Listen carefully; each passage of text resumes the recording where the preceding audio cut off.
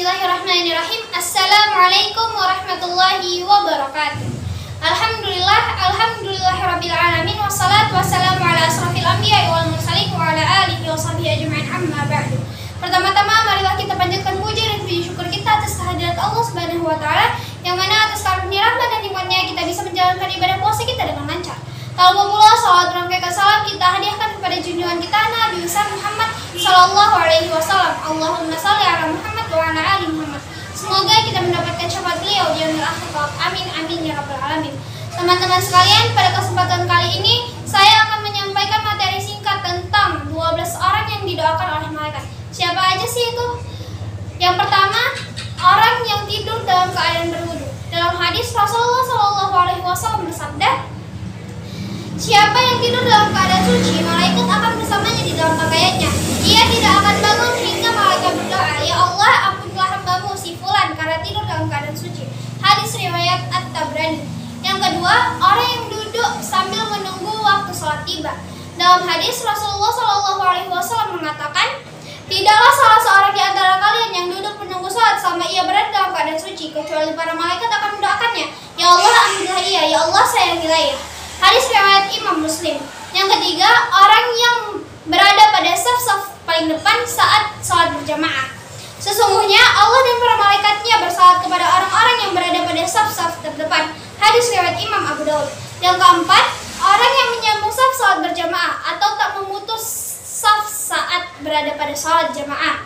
Sesungguhnya Allah dan para malaikat selalu bersalawat kepada orang-orang yang menyambung saf-saf. Hadis riwayat Imam Ibnu Majah. Yang kelima, orang yang mengucapkan kata amin setelah imam selesai membacakan surah Al-Fatihah. Jika seseorang imam membacakan ghairil maghdubi alaihim waladdallin, maka ucapkanlah oleh kalian amin, karena barang siapa ucapannya itu bertepatan dengan ucapan malaikat, maka ia akan diampuni dosanya dengan dosanya yang masa lalu. Hadis riwayat Imam Bukhari dan dari Abu Hurairah. 6. Orang yang duduk di tempat sholatnya setelah menunaikan sholat. Para malaikat akan selalu bersalawat berdoa kepada salah satu di antara kalian selama ia ada di dalam tempat sholat di mana ia melakukan sholat. Selama ia belum batal wudunya, para malaikat berkata, ya Allah, ampunilah dan sayangilah ia. Hadis riwayat Imam Ahmad. Yang ketujuh, orang-orang yang melakukan sholat subuh dan sholat asar secara berjamaah. Para malaikat berkumpul pada saat sholat subuh, lalu para malaikat yang menyertai hamba pada malam hari yang sudah bertugas malam hari hingga subuh naik ke langit, dan malaikat pada siang hari tetap tinggal. Kemudian mereka berkumpul lagi pada waktu sholat asar, dan malaikat yang ditugaskan pada siang hari hingga sholat asar naik ke langit, sedangkan malaikat yang bertugas pada malam hari tetap tinggal. Lalu Allah bertanya kepada mereka, bagaimana kalian meninggalkan hambaku? Mereka menjawab, kami datang sedangkan mereka sedang melakukan sholat, dan kami tinggalkan mereka sedang melakukan sholat. Maka ampunilah mereka pada hari kiamat. Hadis riwayat Imam Ahmad. Yang kedelapan, orang yang mendoakan saudaranya tanpa sepengetahuan sang saudara yang didoakan. Doa seorang muslim untuk saudaranya yang dilakukan tanpa sepengetahuan orang yang mendoakannya adalah doa yang akan dikabulkan. Pada kepalanya ada seorang malaikat yang menjadi wakil baginya.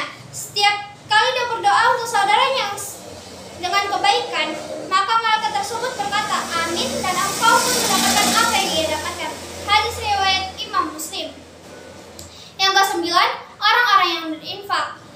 Tidak satu hari pun di mana pagi harinya seorang hamba ada padanya, kecuali dua malaikat turun kepadanya. Salah satu di antara keduanya berkata, ya Allah, berikanlah ganti bagi orang yang berinfak. Dan lainnya berkata, ya Allah, hancurkanlah harta orang yang pelit.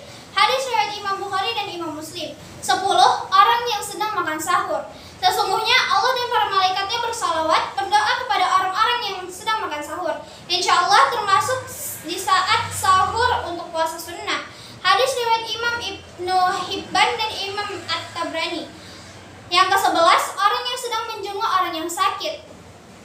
Tidaklah seorang mukmin menjenguk saudaranya kecuali Allah akan mengutus 70.000 malaikat untuknya yang akan bersalawat kepadanya di waktu siang kapan saja hingga sore, dan di waktu malam kapan saja hingga subuh. Hadis riwayat Imam Ahmad.